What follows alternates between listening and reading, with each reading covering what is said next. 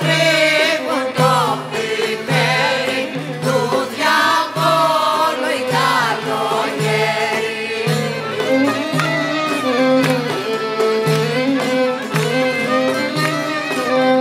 Φέτος κάνουμε ένα διαφορετικό καρναβάλι. Το Τριναβέτικο καρναβάλι είναι το μεγαλύτερο καρναβάλι στην Θεσσαλία. Είναι το μοναδικό καρναβάλι στην Ελλάδα που γίνεται και ξεκινάει το βράδυ. Έχει ιδιαίτερη σάτυρα και περνάει διάφορα μηνύματα, κοινωνικά και πολιτικά μηνύματα. Πέσε μονή ανάσκελα και εγώ να γονατίσω, να βγάλω τον καλόγερο, να σε εξομολογήσω. Μάριε, τι σημαίνει τύρναβος που το λες και ωραία? Τύρναβος θα πει τσίπουρο κρασί και μπουρανί. Και στέλνω τσικρετσέ.